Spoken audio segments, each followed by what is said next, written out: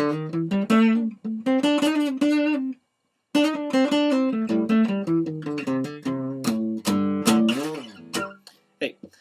welcome to this week's guitar tip.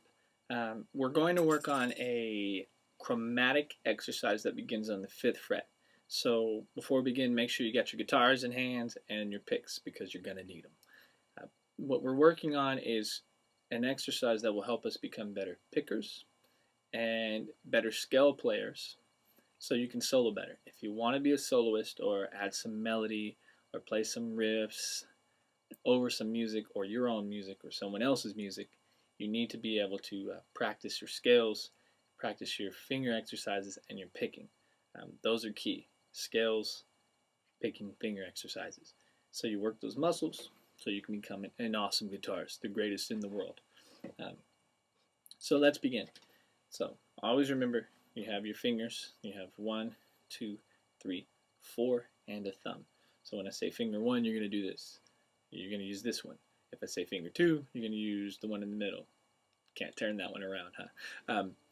And let's talk about placement of the hand. Whenever you're using the guitar, make sure that your thumb connects to your middle finger. Of course, the guitar neck will be in the way, but they need to be in proximity to each other, even though there's a guitar neck in the way. For example, if you were to make a fist, your thumb connects mainly to your middle finger. Those are the stronger parts of your hands for when you grab things, and so you want to use those natural physical things that you have built in to be a better musician. It's like working out. Okay. The other thing we'll talk about in a little bit is pick placement, but let's first get to the scale. So it begins with the first finger on the 5th fret, and then you're just going to play one after the other. Chromatic scale means no spaces. Okay, so first finger on the 5th fret, second finger on the 6th fret, third finger on the 7th, and your 4th finger on the 8th fret. Okay, and it's just going to sound like that. Kind of, dark sounding. That's kind of chromatic. That's how it sounds. And then you work your way to the next string and so forth. So you're just going to go 1, 2, downstrokes nice and evenly. Pretty simple.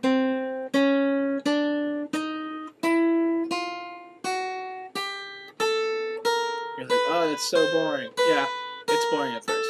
But then we're going to learn how to make it musical. So when you first start, I want you to work that slowly. Just make sure your fingers are placed well, your elbow is out, not resting on your body, and you're playing nice and even notes. Okay, so now you have that down. So what if I want to play it faster? Your downstrokes aren't going to be fast enough. Okay, that's about as fast as I can play with just doing downstrokes. All right, so I need to get better picking.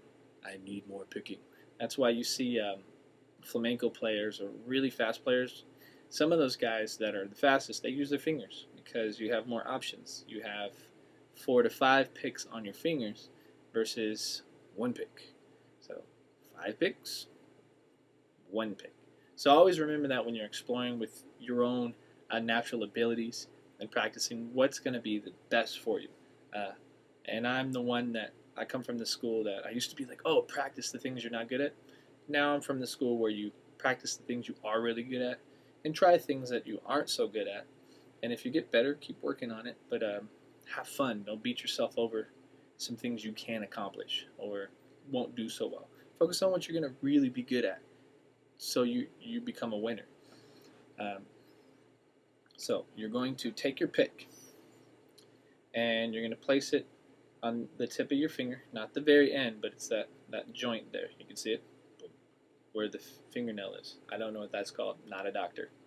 Okay, and you curl the finger in, and then you take your thumb, and what you're going to do is have enough room to where you can move the fingers. You're not going to put it way out, so I can't move my fingers much. You're not going to bring it way in. I can't move my fingers much. It's going to be right in between, so I get a lot of action out of the pick with the fingers. See?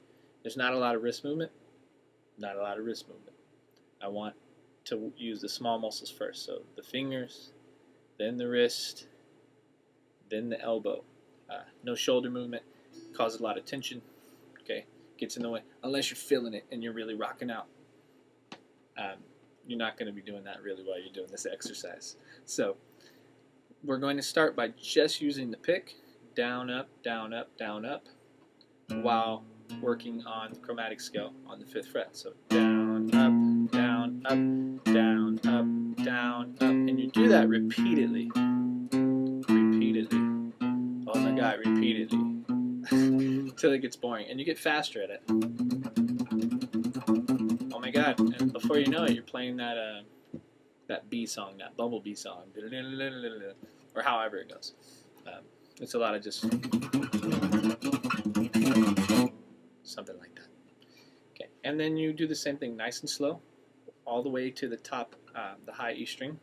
Down, up, down, up, down, up, down, up, down, up, down, up, down, up. And remember, when you get to the end, you just come right back.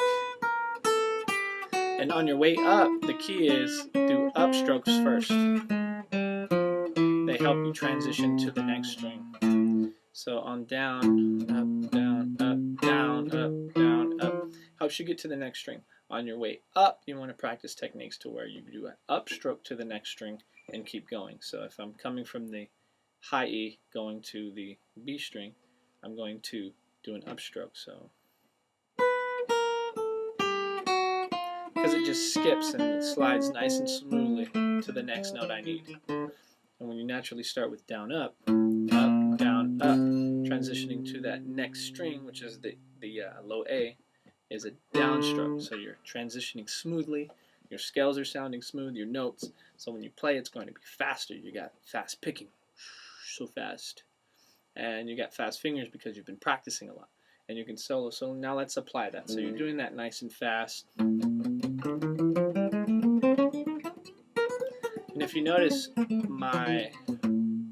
my playing hand isn't moving much. That's the other thing. You want it so well. I always tell guys, it's kind of like if you're dribbling a basketball. If you're standing straight up and dribbling, it takes that ball longer to get from the ground back up to your hand. So efficient basketball players bend their knees and they get low to the ground and keep that ball barely off the ground, 6 inches to a foot. So that way it's faster. And you can react faster if you're defending and trying to make a play with the basketball. Same thing on your notes. I know it's supposed to be soulful and it's supposed to feel good, but in the practice room, that's where you learn how to make it soulful, about being smooth, being fast, being powerful, knowing when to play fast, knowing when to back off. So you want to keep your fingers as close to the fretboard as possible. Okay? I see a lot of people when they're playing, their fingers are coming way out, and that makes you less efficient. It's not. So let me just try that. So if I kept my fingers far away from the fretboard, down, up. See, I never really played like that, but it's kind of clunky. So you want to stay nice and close and smooth. If you watch some videos of Steve Vai or Joe Satriani, watch those guys. They might have some different techniques with, I know one of the players has they keep their pinky out and it looks kind of weird. I like to use my pinky a lot, as much as possible, because it's there. But their fingers look like they're gliding on ice, and that's kind of what you want to be as fast and efficient as a player. All right, so now let's take all that in solo. Popular key off the 5th fret is at A minor. A lot of songs are in A minor. All Along the Watchtower. One of my favorites, because you can just play. And the history of that song is actually based on flamenco. So let me see.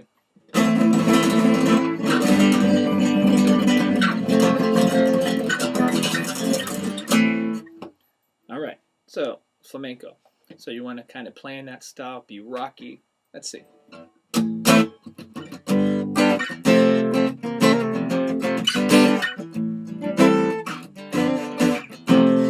right, and you bring that scale in.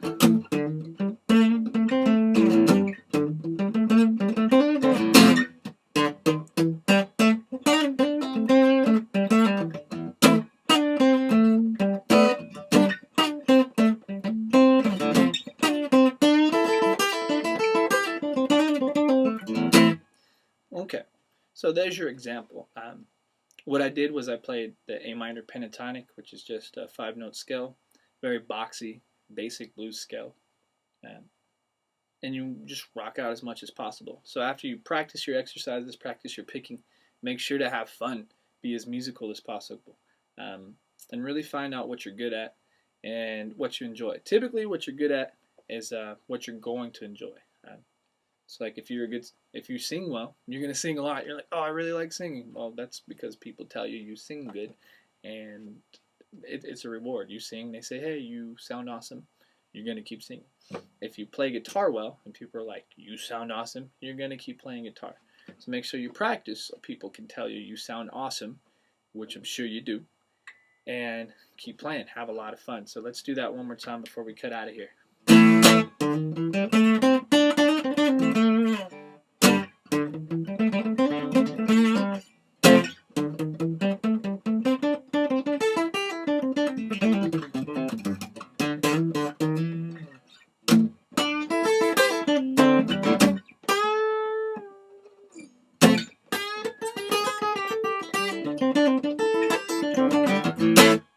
All right, thank you. Next week, we're going to continue that with some more advanced exercises off of the 5th fret with the chromatic scale. They were important to me. They're very beneficial in becoming a better player and getting your hands exercised and nice and smooth on the guitar. I'm more of a smoother player, not a chunky, hard, fast guy. So maybe you can learn some things from me. If you're not that smooth guy, learn how to be smoother so your solos sound smooth. I said smooth a million times now, huh? And that's it. So I'll see you guys next week for this. Look for my other videos where I'm singing and playing some originals. And I hope this helps out and does some good.